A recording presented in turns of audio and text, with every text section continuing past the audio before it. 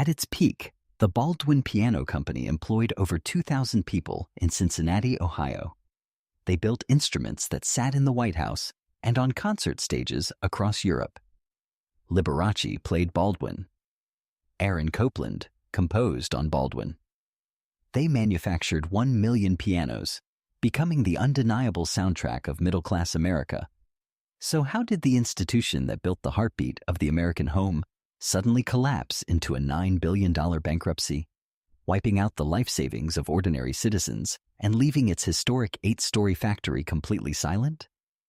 This is the story of America's greatest piano empire, and exactly how Wall Street threw it all away. The mid-19th century in the American Midwest was a landscape defined by rapid accumulation and physical exertion. The Ohio River operated as a relentless conduit for raw materials and finished goods, pushing the boundaries of an expanding nation further westward. By the 1860s, Cincinnati had established itself as a massive engine of this new economy. It was a place of iron foundries, meatpacking plants, and dense, humid air thick with the coal smoke of riverboats and rail yards. Wealth was being generated at an unprecedented scale, pulling a new, robust middle class out of the industrial soot. As this new class of merchants, managers, and skilled laborers secured their financial footing, their attention turned inevitably toward the acquisition of culture. Economic survival was no longer the sole objective. The demonstration of refinement became equally necessary. In the parlor of a Victorian American home, there was no greater testament to a family's arrival in polite society than a piano.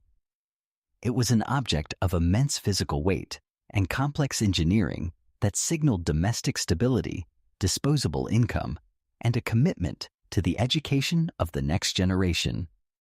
Yet, for the residents of the Ohio Valley, acquiring a piano was a logistical ordeal. The American piano industry was heavily concentrated on the East Coast, dominated by the established workshops of New York and Boston. The Midwest was strictly a consumer market, reliant on slow, expensive transport networks to bring these delicate instruments over the Appalachian Mountains. It was within this environment of high cultural demand and inefficient supply that Dwight Hamilton Baldwin found himself, though he had never intended to be a merchant. Baldwin did not possess the physical constitution of an industrialist or a pioneer. He was an inherently frail man whose early ambitions had been entirely spiritual. He had prepared for a life in the ministry, intending to work as a Presbyterian missionary. However, the physical demands of that calling were deemed too severe for his delicate health. The path he had chosen was closed to him by the simple limitations of his own body. Redirecting his life, Baldwin relied on the one asset that did not require physical endurance: his deep understanding of music. He became a music teacher in the Cincinnati public school system. For years, he taught violin, organ, and piano, moving quietly through a loud industrial city.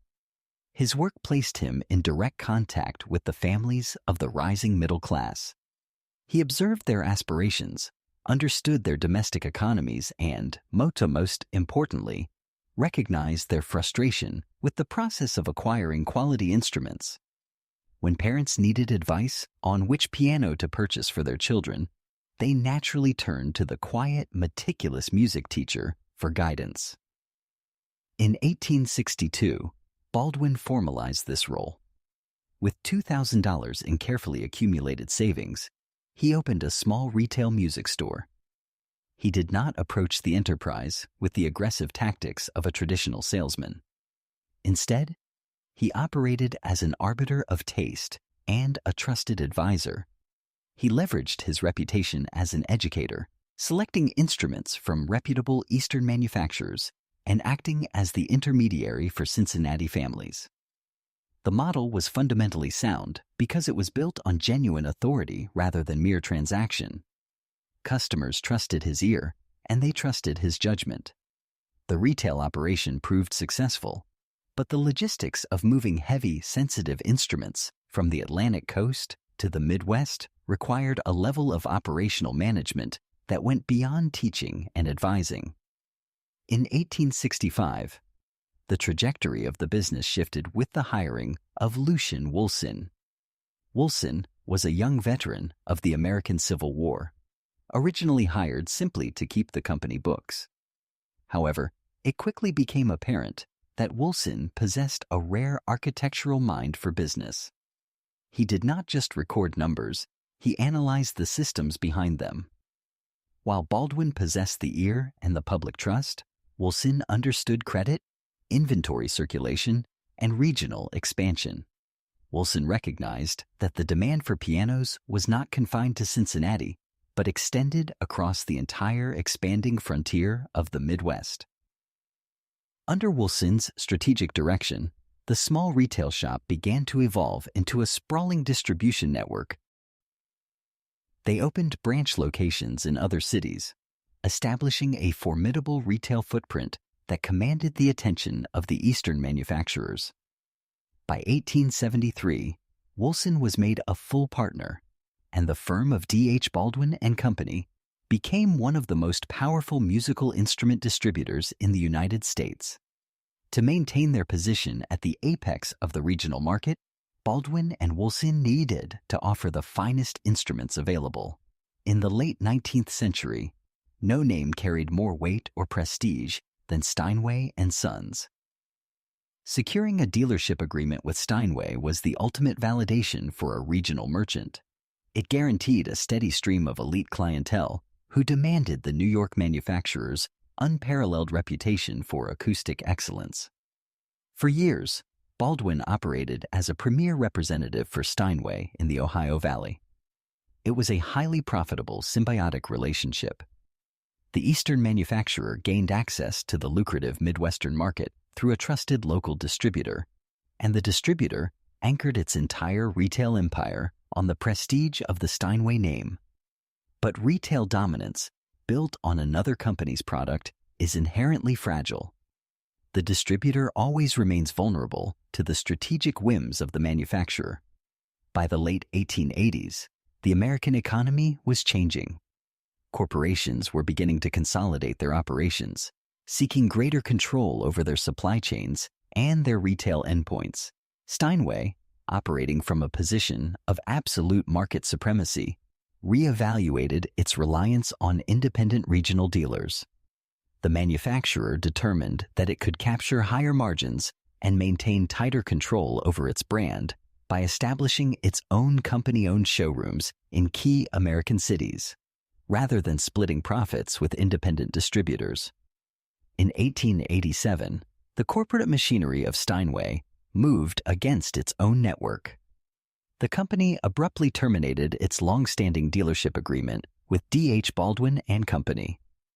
The decision was swift, unilateral, and economically devastating. In a single boardroom maneuver, Baldwin was stripped of its flagship product. The anchor that had drawn serious musicians and affluent families into their showrooms was suddenly gone. In the mechanics of late 19th century retail, losing a monopoly on a brand like Steinway was generally a fatal blow. An independent distributor could not easily substitute a lesser name and expect to retain its market share. The East Coast establishment had demonstrated its absolute leverage, reminding the Midwestern merchants that they were merely tenants in an industry owned by New York and Boston. Dwight Baldwin and Lucian Woolson were faced with a critical juncture that would dictate the survival of their enterprise. The conventional response would have been to search for a replacement supplier, to find another Eastern manufacturer willing to grant them regional rights, and to accept a permanently diminished status in the industry hierarchy. They would have remained middlemen, forever subject to the next contract termination. Instead, the two men analyzed the system that had just expelled them and made a radically different calculation. They had spent 25 years studying the mechanics of the piano trade. They knew exactly what Midwestern families were willing to pay. They knew the acoustic preferences of the region, and they possessed an unrivaled distribution network that stretched across multiple states. They had the customers, the infrastructure, and the capital. The only thing they lacked was the instrument itself. The severing of the Steinway contract forced an evolution that comfort and prosperity never could have provoked. Baldwin and Wilson decided to stop importing culture from the East Coast.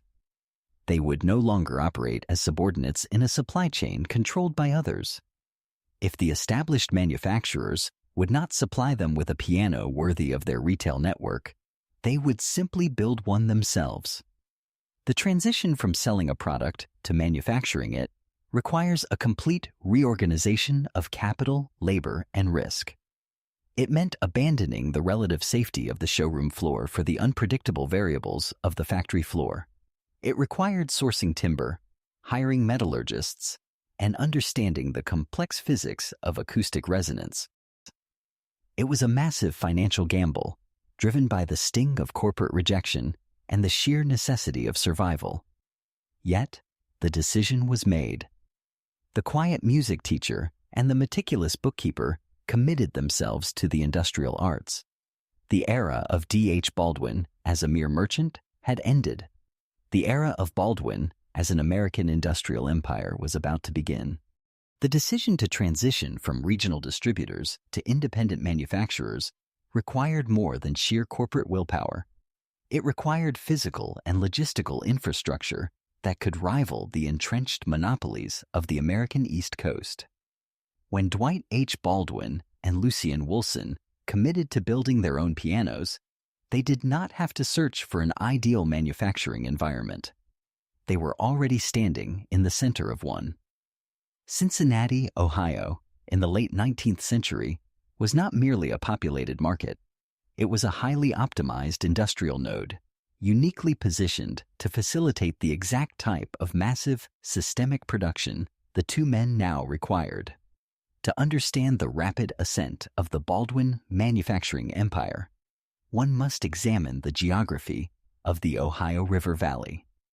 In an era before the interstate highway system, commercial viability was dictated by proximity to navigable water and converging rail lines. Cincinnati sat directly on the Ohio River, a massive flowing artery that connected the resource-rich Appalachian Mountains to the expanding frontiers of the West and the Deep South. The manufacturing of a piano is essentially the management of raw mass and extreme physical tension. A single piano requires specific, highly resilient materials: dense hardwoods for the cabinetry, straight-grained spruce for the acoustic soundboards, and heavy cast iron to form the internal plate capable of withstanding up to 20 tons of combined string tension. The East Coast manufacturers, operating in crowded, older cities, were forced to import these heavy materials across vast distances, incurring steep transportation costs before a single instrument was even assembled. Baldwin, conversely, was situated at the point of convergence. Barges floating down the Ohio River delivered premium Appalachian maple, walnut, and spruce directly to the city's docks. Simultaneously, Cincinnati was already a leading center for iron foundries and heavy machining, an infrastructure originally built to serve the steamboat and railroad industries. The foundries that cast locomotive parts could easily be contracted to pour the massive iron harps required for pianos. Furthermore, the city was home to a massive population of highly skilled German immigrants who brought generations of old-world woodworking and engineering expertise to the American Midwest. By leveraging the geographic and demographic realities of Cincinnati, Baldwin drastically reduced the cost of raw materials and labor, creating a structural advantage that New York and Boston simply could not replicate. Yet, producing an instrument at a lower cost was only half of the systemic equation. Manufacturing at an industrial scale necessitates selling at an industrial scale. A factory cannot survive if its inventory sits stagnant in warehouses. The East Coast manufacturers operated on a traditional high-margin model. Pianos were luxury goods, sold for cash up front to the wealthy elite, civic institutions, and concert halls. This model was highly profitable per unit, but it inherently limited the size of the consumer base. Lucien Wilson, observing the economic landscape of the Midwest, recognized a profound inefficiency in this traditional market structure. The region was populated by a rapidly expanding middle class, railway managers, shopkeepers, foremen, and teachers. These families possessed steady, reliable incomes and a deep, driving aspiration for cultural refinement. They desperately wanted the social validation and educational benefits that a piano provided. But they did not have the accumulated generational wealth required to purchase a piano entirely in cash. To bridge the gap between industrial production and middle-class aspiration, Wilson systematically deployed a financial mechanism that would fundamentally alter the American retail economy: the installment plan. While the concept of extending credit was not entirely new, Wilson formalized and scaled it with unprecedented aggression. Under the Baldwin installment model, a Midwestern family could take delivery of a finely crafted piano for a modest down payment, followed by a contractual agreement to pay a fixed amount, often as little as $10 or $20, every month. The implementation of this financial system created a profound shift in the domestic spaces of the American heartland. The piano was no longer an exclusive symbol of aristocratic privilege. It became an accessible right for the working and middle classes. When a Baldwin piano was rolled into the parlor of a modest home in Indiana, Kentucky, or Illinois, it immediately reoriented the household. It demanded a physical space. It required the discipline of daily practice, and it served as a highly visible, polished monument to the family's economic stability and commitment to civilization. For the company, the secondary consequences of the installment plan were highly calculated. It carried inherent financial risk. If a regional depression struck, Baldwin would be left holding thousands of defaulted contracts. However, Wilson understood the sociology of his customers. In the strict social hierarchy of a 19th century Midwestern town, having a piano repossessed was a source of profound public shame. Families would endure significant financial hardship, cutting back on other necessities, before they would miss a payment on the piano. The working class proved to be remarkably reliable debtors. This financial engine produced a climactic shift in the balance of power within the American music industry. The installment plan transformed Baldwin from a mere manufacturer into a sprawling consumer credit institution. Every piano sold on time generated a steady, predictable stream of monthly revenue, which flowed back into Cincinnati with absolute regularity. This continuous influx of capital was immediately reinvested into expanding the factories, purchasing more timber, and hiring more craftsmen. The system became a self-sustaining, closed-loop empire. The factories built the supply, the installment plan guaranteed the demand, and the geographic efficiency of Cincinnati ensured that both ends of the operation remained highly profitable. The geographic tether to the East Coast was finally and permanently severed. Boston and New York no longer dictated the terms of musical commerce in the United States. By observing the natural flow of the Ohio River and the economic realities of the Midwestern working class, Baldwin and Wilson had constructed an inescapable commercial machine. They had successfully weaponized geography and consumer credit, ensuring that the sound of the American century would not be manufactured exclusively on the Atlantic seaboard, but forged in the industrial soot and deep rivers of Ohio. By the conclusion of the First World War, the financial and geographic machinery established by the company had generated a volume of capital that demanded a new physical manifestation.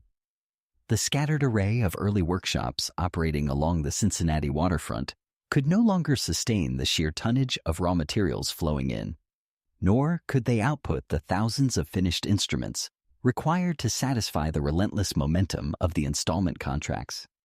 The production of a piano at an industrial scale could not be housed in retrofitted warehouses. It required a bespoke environment, a structure engineered specifically to manage the volatile relationship between organic materials and extreme mechanical tension. A new spatial logic was inevitable. In 1921, the Baldwin Piano Company inaugurated its central manufacturing complex on Gilbert Avenue.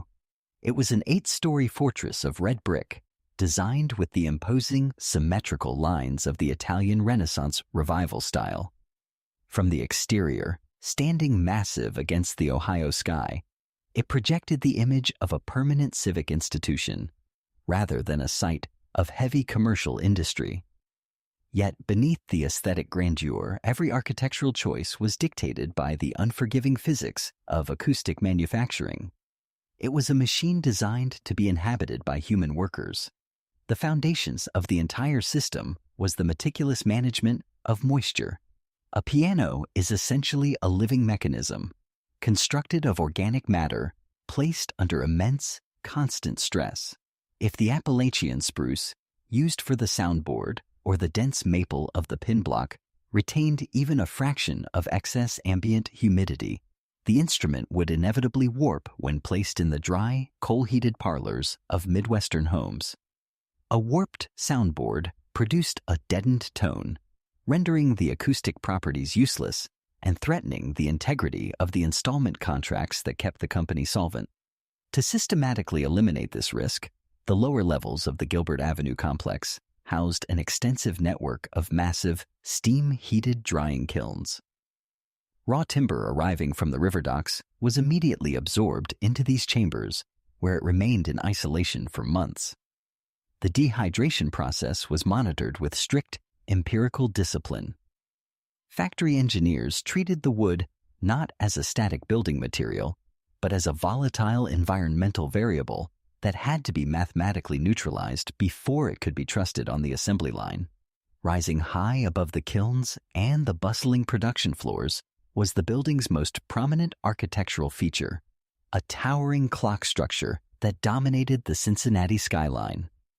To the residents of the surrounding Walnut Hills and Eden Park neighborhoods, the clock was a symbol of corporate reliability, a beacon by which they set their daily routines. In reality, it was a vital piece of industrial survival equipment. The ornate masonry of the clock tower concealed a massive gravity-fed water tank. In a facility densely packed with dry timber, highly flammable varnishes, and airborne sawdust, fire was an ever-present, existential threat. The clock tower served as the apex of a comprehensive building-wide fire suppression system, a pragmatic engineering solution cleverly disguised as a monument to civic timekeeping. Function was seamlessly embedded within form. Because urban real estate on Gilbert Avenue was highly constrained, the manufacturing process defied the traditional horizontal layout of American assembly lines. The Baldwin system moved vertically. Production was organized through a vast network of heavy-duty freight elevators that acted as the mechanical arteries of the building. Raw materials entered the ground floor and were systematically elevated through the 8 stories, gaining structural complexity at each successive level. On the middle floors, the brutal force of metallurgy intersected with the cured timber. Here, the heavy cast iron plates, designed to withstand up to 20 tons of combined string tension, were lowered into the wooden piano rims. It was an environment of sheer physical exertion, defined by the heavy lifting of iron, the tightening of steel wire, and the rhythmic, deafening noise of industrial drills and presses. However, as the incomplete instruments ascended to the upper floors, the environment of the factory fundamentally changed. The higher levels housed the most delicate and critical operations. Here, the exterior walls were pierced by massive, arched windows. Before the advent of reliable, high-intensity electrical illumination, natural sunlight was critical to the manufacturing process. The assembly of a piano's action, the intricate, interconnected system of wooden levers, springs, and jacks that translates the strike of a player's finger into the strike of a hammer, required absolute visual clarity. Thousands of tiny components had to align with strict tolerances measured in fractions of a millimeter. It was on these upper sunlit floors that the industrial machine intersected with the limits of mechanization, relying entirely on the culture of the human workforce. A machine could cut 1,000 identical piano keys, but a machine could not voice a piano. Voicing, the process of adjusting the density of the hammer felt to achieve a uniform, singing tone across the entire keyboard, remained an entirely sensory, manual act. It required men who had spent decades training their ears to detect imperceptible variations in frequency and resonance. These craftsmen used small needles to prick the tightly wound felt, softening or hardening it strike by strike, key by key. The factory, therefore, demanded a dual culture from its inhabitants. On the lower levels, the labor was heavy, rhythmic, and paced entirely by the speed of the steam engines and the conveyor systems. On the upper levels, the atmosphere was quiet, deliberate, and fiercely protective of its generational knowledge. Fathers brought their sons onto the voicing and tuning floors, passing down strict auditory standards that no corporate manual could adequately describe. The surrounding community became deeply intertwined with the plant, engineering a micro-society bound by the rigid schedules of industrial capitalism, yet fundamentally reliant on the unquantifiable intuition of traditional artisanship. To work at Baldwin was to be subjected to a culture of exacting discipline, where a single structural flaw in one instrument out of 1,000 was viewed as a failure of the entire system. The climactic realization of this massive apparatus occurred constantly on the final inspection floor. An object that had begun as raw, wet timber cut from a distant mountainside, having passed through months of controlled dehydration, brute mechanical force, and hundreds of hours of manual microscopic calibration, was finally brought up to pitch. When the final resonant chords were struck by the chief inspectors, the sound reverberated through the brick and steel of the complex. The Gilbert Avenue building was not merely producing objects. It had become a colossal 8-story instrument in its own right, perfectly tuned to convert raw geography and human labor into standardized, repeatable art.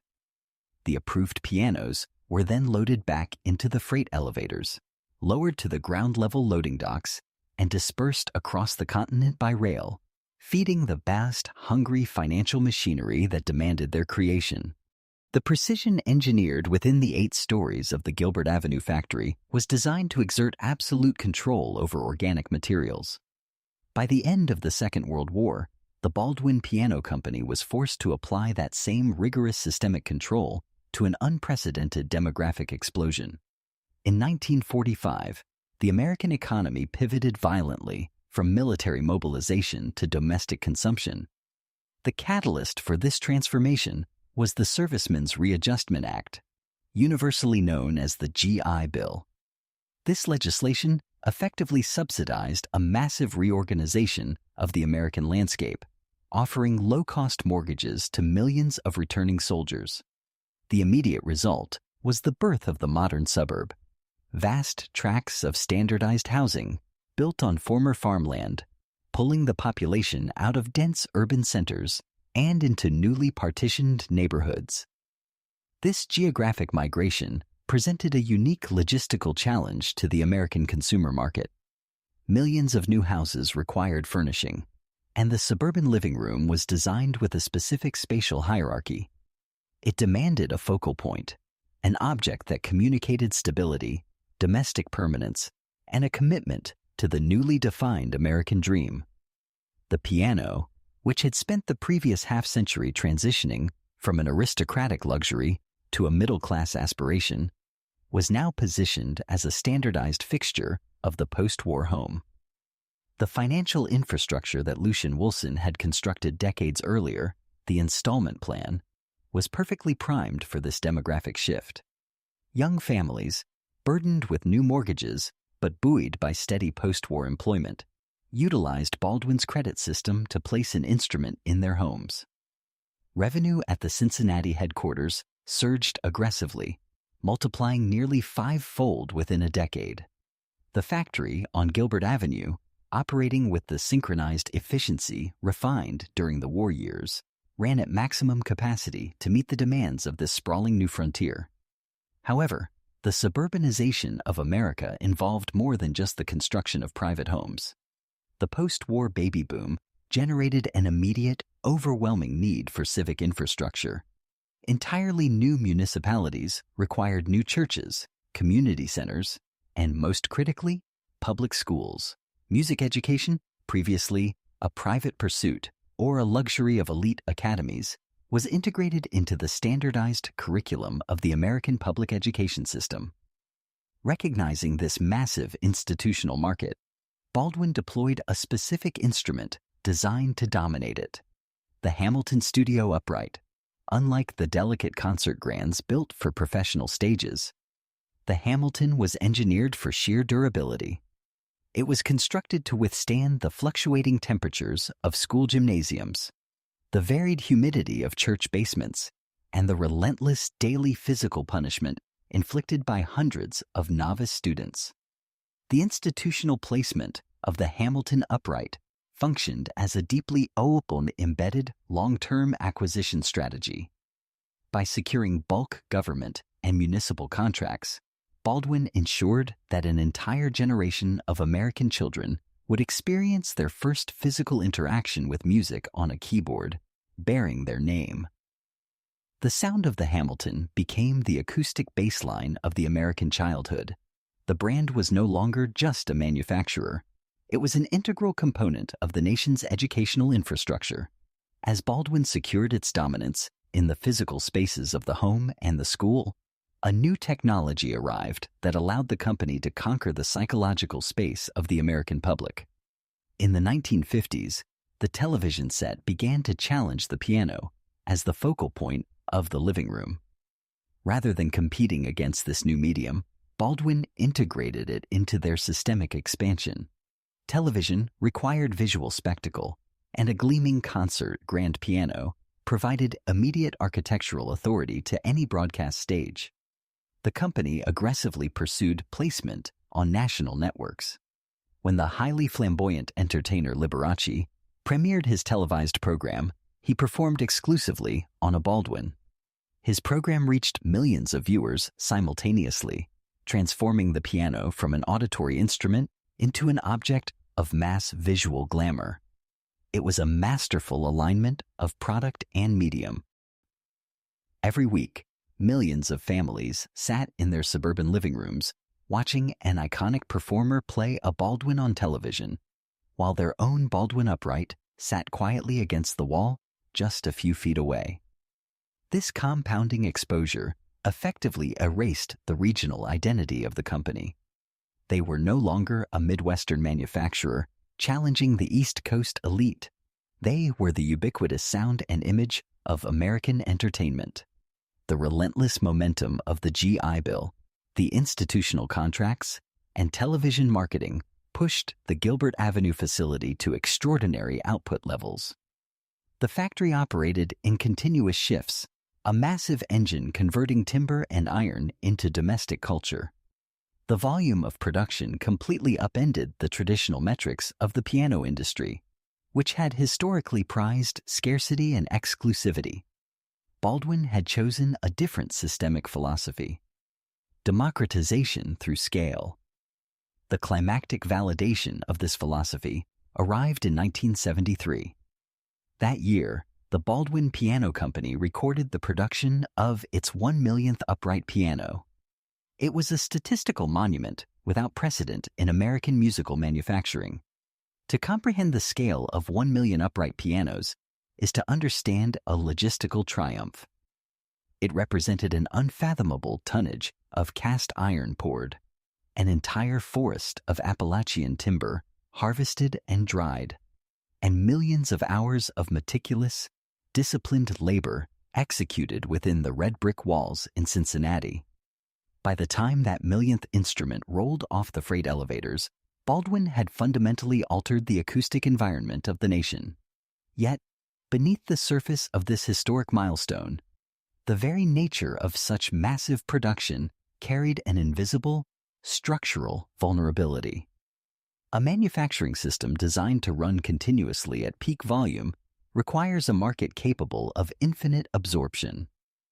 By placing a piano in nearly every school, church, and middle-class living room that desired one, The company had brilliantly conquered its environment, but in doing so, they had brought themselves dangerously close to total market saturation.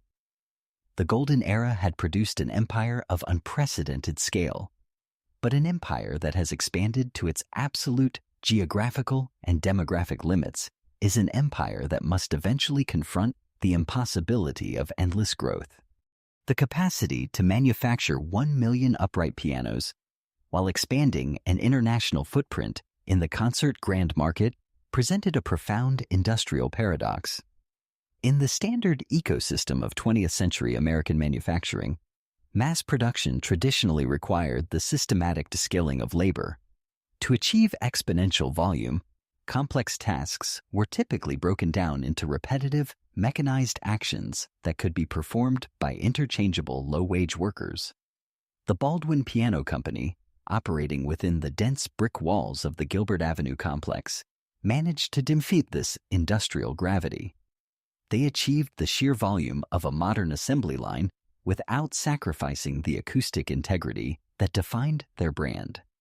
The mechanism that allowed for this synthesis was not a patented machine, but an exceptionally engineered human culture.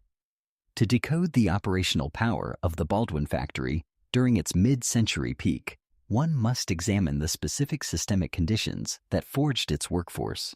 The foundations of this labor anomaly was poured decades earlier, during the most severe economic contraction in modern history. By 1932, the Great Depression had effectively eradicated the American piano industry. The economic collapse, compounded by the rising ubiquity of commercial radio, reduced national piano production to a mere fraction of its former output. For most manufacturers, the immediate corporate response was self-preservation through mass liquidation. Competitors shuttered their factories, auctioned their machinery, and unceremoniously dismissed generations of skilled woodworkers and metalsmiths into an impoverished labor market. At the Baldwin headquarters in Cincinnati, leadership under Lucian Wolfson II analyzed the crisis through a different strategic lens. The company possessed a massive cash reserve, a direct result of the highly disciplined installment credit system established in the preceding decades. Rather than hoarding this capital while waiting for an economic recovery, management made a calculated, unorthodox decision regarding their human assets. They recognized that the ability to build a world-class piano was not contained within the blueprints or the cast iron molds. It was entirely embedded within the physical muscle memory and auditory calibration of their craftsmen. If those men were dismissed, the institutional knowledge of the company would permanently evaporate. Instead of issuing mass layoffs, Baldwin deployed its financial reserves to retain its core workforce. While the assembly lines slowed to a halt, the craftsmen were not sent home. Instead, the company entered into a collaborative partnership with the University of Cincinnati, paying its factory workers to conduct rigorous, empirical research into acoustic science. Woodworkers who had previously shaped soundboards by intuition were suddenly integrated into formal studies on the physics of vibration, resonance, and material stress. This retention strategy was not an act of corporate charity. It was an act of long-term systemic preservation. When the global economy eventually stabilized and the post-war consumer boom ignited, Baldwin was uniquely positioned. While rival manufacturers struggled to recruit and train new, inexperienced laborers, Baldwin possessed the only fully intact, highly coordinated, and scientifically updated workforce in the musical instrument industry. The psychological consequence of this Depression-era decision fundamentally altered the culture of the Cincinnati plant. The company had shielded its workers from the absolute devastation of the 1930s, and in return, the workforce developed a fierce, institutional loyalty that transcended standard labor relations. Employment at Baldwin ceased to be viewed merely as a wage-earning occupation. It became a lifelong vocation. This profound loyalty manifested in a strictly generational workforce. The factory on Gilbert Avenue operated as a closed, familial ecosystem. The surrounding neighborhoods of Walnut Hills and Mount Adams were heavily populated by Baldwin employees. Fathers routinely brought their sons onto the factory floor, securing apprenticeships for them within the specialized departments. This chain of succession ensured that highly guarded, unwritten techniques concerning the treatment of spruce or the tensioning of steel wire were passed down continuously. The workforce became a self-regulating entity, possessing an internal hierarchy based entirely on technical merit and tenure. Nowhere was this meritocracy more evident than on the upper floors of the factory, in the voicing department. If the lower levels of the building were defined by the brutal, heavy industry of iron and steam, the voicing floor operated with the quiet, intense severity of a monastery. Voicing is the final, most critical stage of piano manufacturing. It is the process by which raw, mechanical noise is transformed into distinct musical character. The hammers of a piano are constructed of densely packed wool felt. When a key is struck, the hammer hits the steel string. If the felt is too hard, the resulting sound is harsh, brittle, and metallic. If the felt is too soft, the tone is muffled and lifeless. The voicer's task is to regulate the density of every single hammer across the keyboard, ensuring a perfectly seamless transition of tone from the lowest bass notes to the highest treble. This cannot be accomplished by a machine. It requires a technician to repeatedly strike a key, listen to the microscopic decay of the sound wave, and then use a small, multi-pronged tool to physically puncture the felt hammer. A fraction of a millimeter too deep, or one puncture too many, and the hammer is ruined. The men who occupied the voicing floor at Baldwin had spent decades cultivating their auditory memory. They were the ultimate arbiters of quality, possessing the authority to reject an instrument that had survived weeks of assembly simply because it lacked the correct acoustic resonance. The corporate leadership understood the irreplaceable value of these artisans. While management enforced strict production quotas on the lower floors to satisfy the demands of the mid-century market, the voicers operated outside the standard metrics of industrial efficiency. They were granted the time and autonomy necessary to execute their craft. This elevation of the artisan within a mass production facility created a powerful sense of pride. The workers understood that they were not merely assembling furniture. They were engineering the cultural voice of the nation. However, this reliance on deep generational artisanship introduced a latent, structural vulnerability into the Baldwin Empire.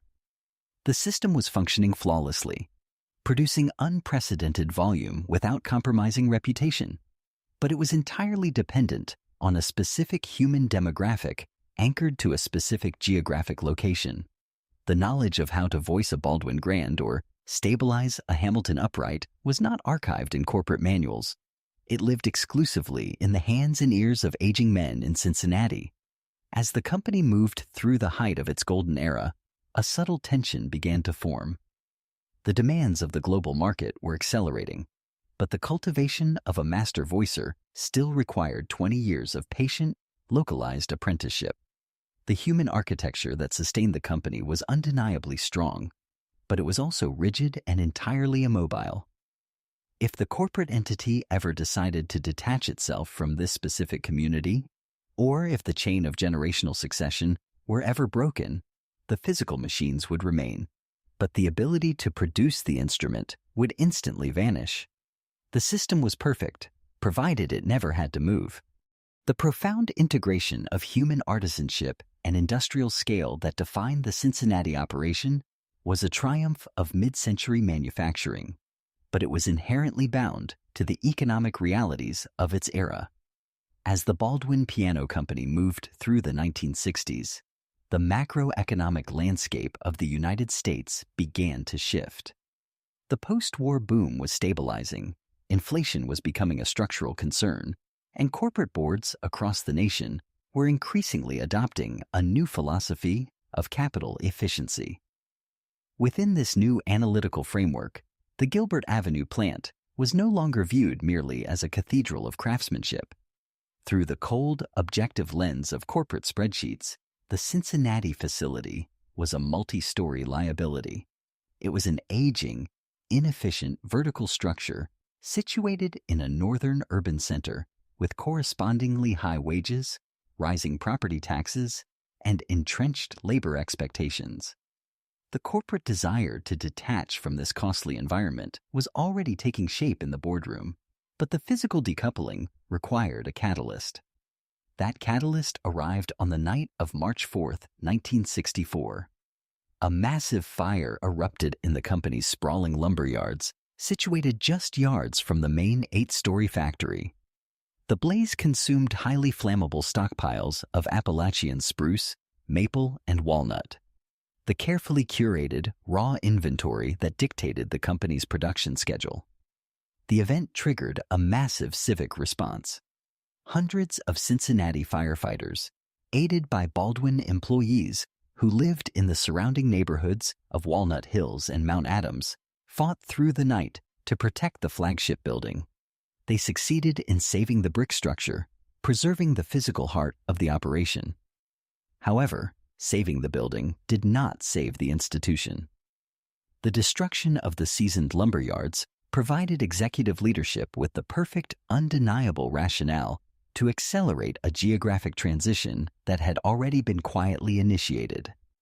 Rebuilding the storage facilities and replacing the specialized timber in an expensive urban center ran counter to the new economic models of corporate management. Instead, the company expedited the relocation of its high-volume production lines. Manufacturing was shifted southward to newly constructed single-story facilities in Arkansas and Mississippi. These southern states offered a radically different industrial environment: cheap, abundant land, aggressive municipal tax incentives, and, most critically, a non-unionized labor force willing to work for a fraction of the wages paid in Ohio. This geographic shift initiated the secondary and ultimately fatal consequence of the era. The production of the Hamilton studio uprights, the instruments that supplied the nation's schools and secured the company's massive volume, was transferred to workers who had no generational connection to the craft. The deep, localized knowledge held by the Cincinnati voicers and action assemblers could not be boxed and loaded onto a southbound freight train. The corporate spreadsheets accurately measured the reduction in hourly labor costs, but they possessed no metric to calculate the loss of institutional memory. The physical instrument was mathematically identical, but the human architecture that had guaranteed its quality was deliberately left behind. Yet the pursuit of cheaper labor was only the first phase of the company's structural unraveling. The ultimate detachment from its foundational purpose occurred in the 1970s, driven by a complete shift in executive philosophy. During this period, control of the Baldwin Empire consolidated under Morley P. Thompson. Unlike Dwight Baldwin, who understood the aspirations of music students, or Lucian Wilson, who understood the logistics of distribution, Thompson was a product of modern corporate finance. He was an executive shaped by Wall Street, fluent in the mechanisms of leveraged buyouts, mergers, and acquisitions. When Thompson evaluated the Baldwin Piano Company, he did not see a manufacturer of acoustic instruments. He saw an underleveraged financial asset operating in a mature, slow-growth industry. Thompson recognized that Baldwin's most valuable remaining asset was not its southern factories or its Cincinnati headquarters. Its greatest asset was over a century of accumulated demographic trust. The Baldwin name was deeply embedded in the American psyche. It was associated with the safety of the public school classroom, the solemnity of the Sunday church service, and the quiet stability of the suburban living room. It was a name that middle-class Americans implicitly equated with longevity and reliability. Under Thompson's aggressive direction, the company began to weaponize this cultural trust. He initiated a relentless campaign of corporate acquisitions, transforming Baldwin from a musical instrument manufacturer into a sprawling, highly leveraged financial conglomerate renamed Baldwin United. The company purchased dozens of disparate entities, including savings and loan associations, insurance firms, and even trading stamp companies. The mechanism used to fund this exponential growth was a financial product known as the Single Premium Deferred Annuity, or SPDA. The SPDA was an investment vehicle marketed heavily to retail investors, specifically targeting retirees, teachers, and factory workers looking for a safe haven for their life savings. The premise was highly attractive. An individual would pay a large upfront lump sum to Baldwin United, and in return, the company promised to pay out a guaranteed, tax-deferred interest rate that was significantly higher than standard bank yields at the time, often hovering around 14%. To the consumers, the transaction felt secure. They were handing their retirement funds over to the company that had built the piano sitting in their parlor. They conflated the physical durability of a Baldwin instrument with the financial durability of a Baldwin contract. However, the internal mechanics of the SPDA system were highly unstable. To generate the exorbitant interest rates promised to the early annuity holders, Thompson's conglomerate was forced to continually acquire new assets and aggressively sell new annuities to maintain a constant influx of cash. It was an architecture of extreme leverage, reliant on complex internal debt transfers between Baldwin United's various insurance and banking subsidiaries. The capital generated by the Baldwin name was entirely disconnected from the physical production of goods. It was simply circulating within a closed high-risk financial loop. By 1982, the transformation was absolute. The piano division, the operation that had built the brand, secured the million-unit milestones, and cultivated the generational trust of the American public, was reduced to a statistical footnote. The manufacturing of musical instruments accounted for a mere 3% of Baldwin United's total corporate revenue. The remaining 97% of the empire was composed entirely of abstract financial obligations. The men on the voicing floor in Cincinnati had spent their lives attempting to achieve perfect structural resonance, carefully managing the tension of steel wire to prevent catastrophic failure. The new leadership in the boardroom had abandoned that discipline entirely, stretching the financial tension of the company far beyond its natural limits, relying on nothing more than the fading echo of a once great name to hold the entire structure together. The financial architecture constructed by the executives of Baldwin United was entirely dependent on perpetual motion. The conglomerate required a constant, accelerating influx of new capital from the wall of single premium deferred annuities to pay the exorbitant, double-digit interest rates promised to earlier investors. It was a structural mechanism that possessed no internal equilibrium. In the early 1980s, the macroeconomic environment of the United States shifted, and the variables that sustained the Baldwin United system abruptly inverted. As national interest rates began to fluctuate and regulatory scrutiny intensified, the flow of incoming capital slowed. The conglomerate's massive portfolio of short-term debt, utilized to finance the acquisition of over 200 disparate companies, reached a critical mass. The internal transfers of cash between insurance subsidiaries and banking divisions could no longer mask the fundamental insolvency of the operation. The financial tension, stretched far beyond the limits of sustainable corporate physics, finally snapped. In September 1983, Baldwin United officially filed for Chapter 11 bankruptcy. The numerical scale of the collapse was unprecedented. The corporation held liabilities exceeding $9 billion. At that time, it was the largest corporate bankruptcy in the history of the United States. The collapse required the intervention of federal regulators, state insurance commissioners, and a labyrinth of bankruptcy courts to untangle the deeply leveraged, highly convoluted holding company. The name that had spent a century meticulously accumulating the trust of the American public was instantly broadcast across global financial wires as a synonym for catastrophic mismanagement and corporate failure. The secondary consequences of this collapse did not fall upon institutional investors or Wall Street speculators. The burden was absorbed almost entirely by the retail consumers who had purchased the annuities. Hundreds of thousands of individuals, retired teachers, factory workers, and veterans suddenly found their life savings frozen in complex legal proceedings. These were people who had sought financial security, relying on fixed incomes that were now trapped within the wreckage of a $9 billion insolvency.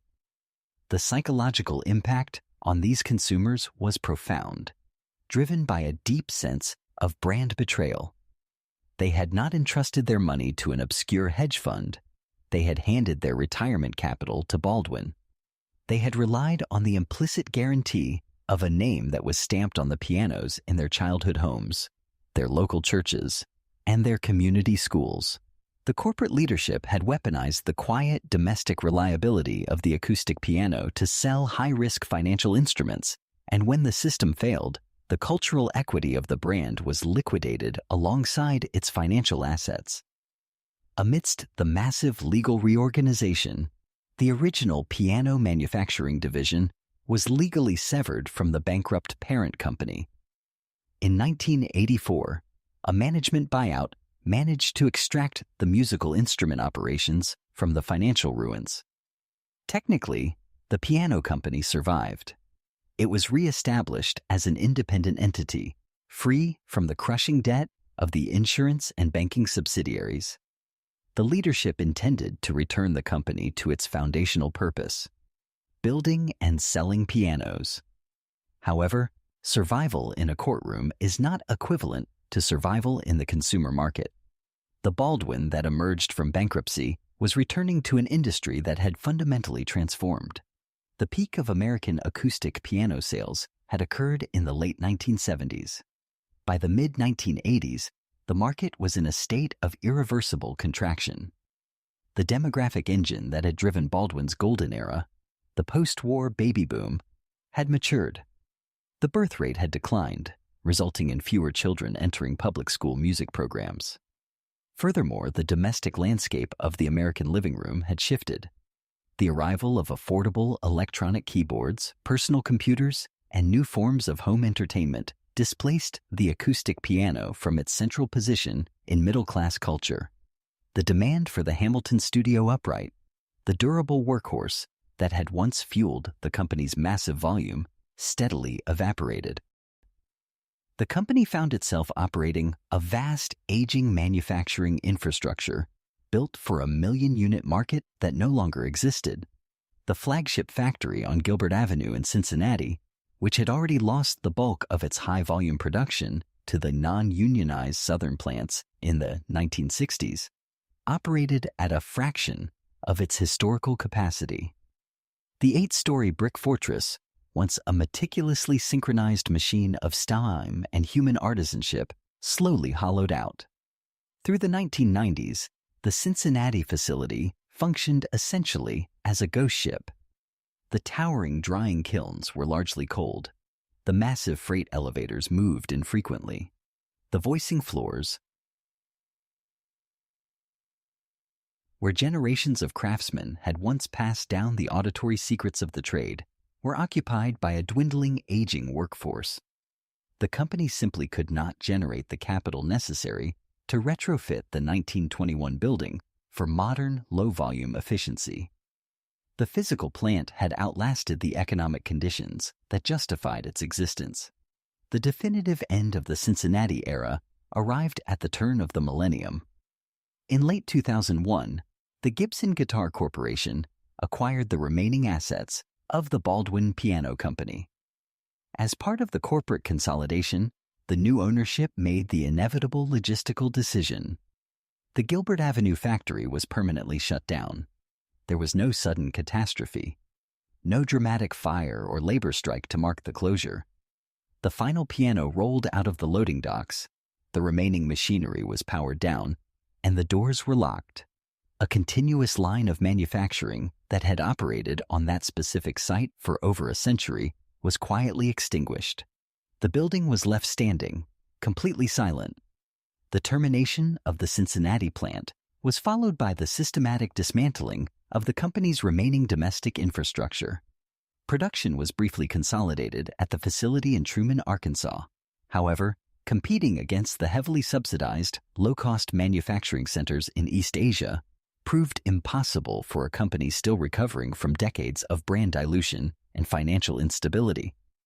In 2008, Gibson officially ceased all Baldwin piano production within the United States, shifting the manufacturing entirely to overseas facilities.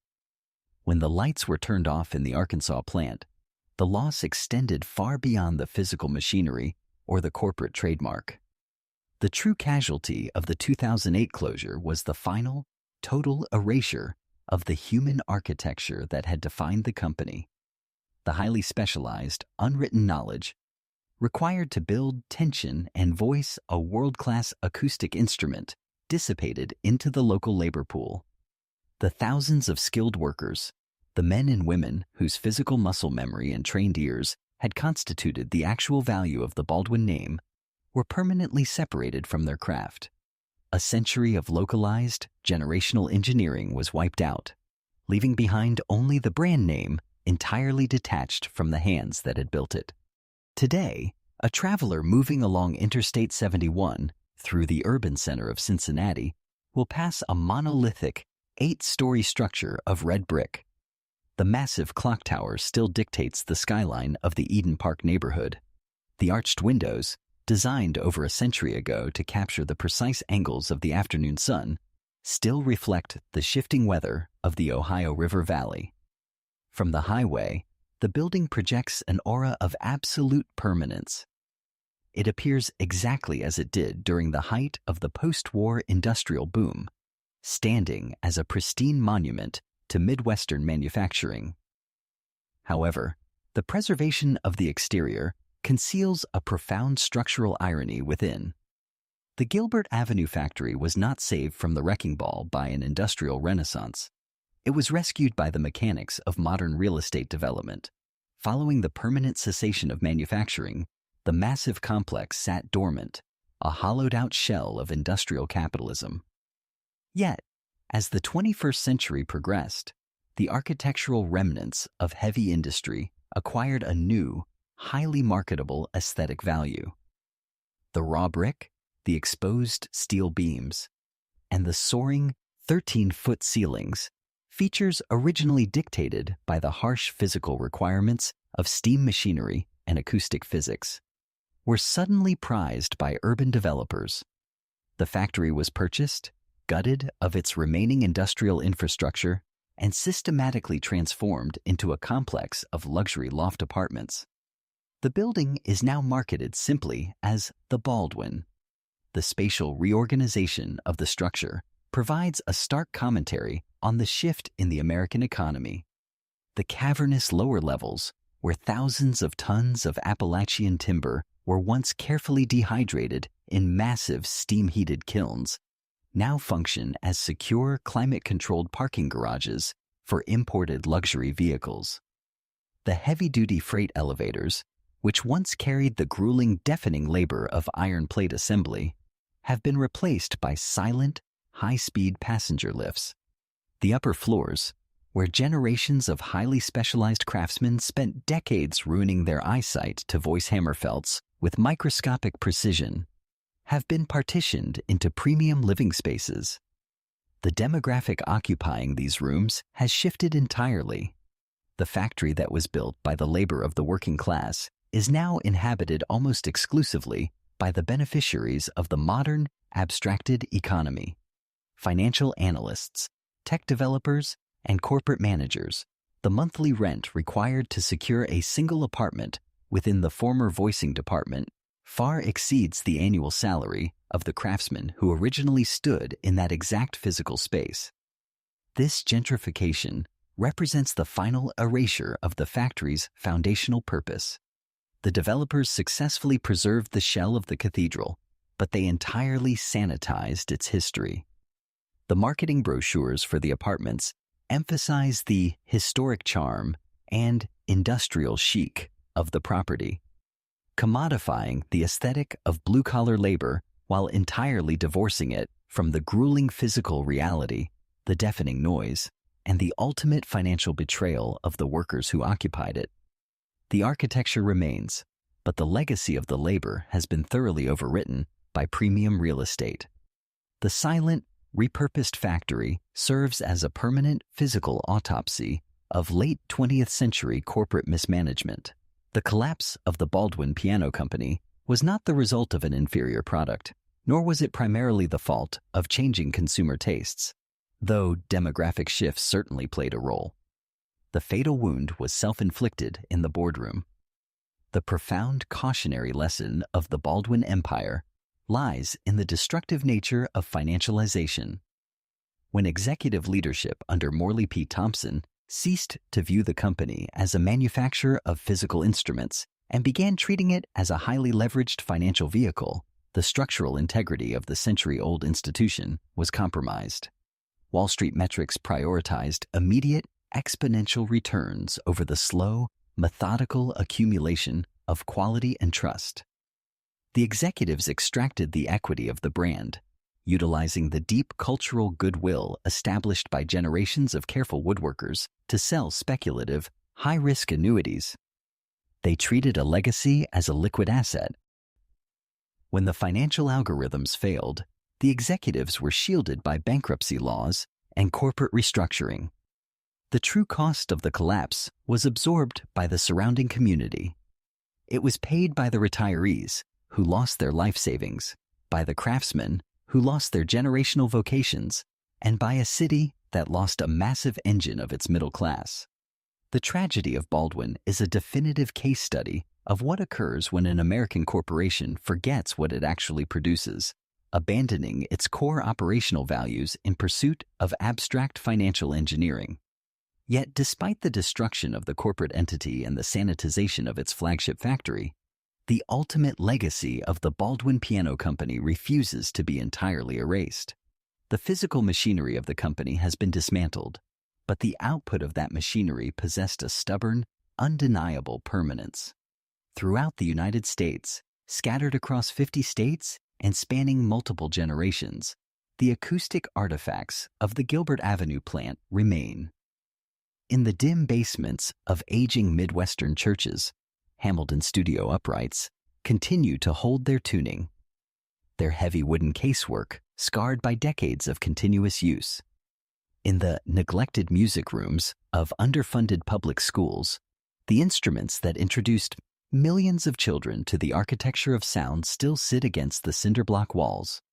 Most profoundly, these instruments remain anchored in the American living room.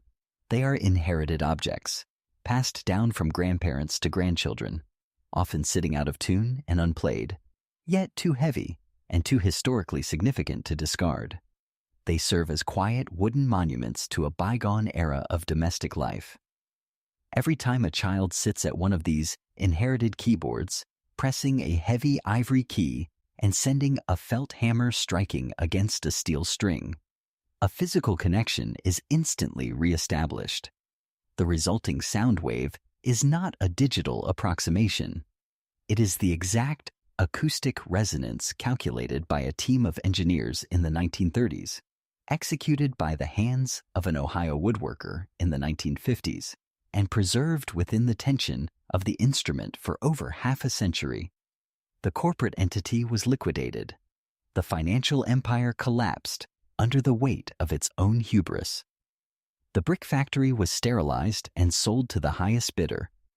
But the sound, the distinct singing tone of a properly voiced Baldwin piano, outlasted the men who built it and the executives who destroyed it.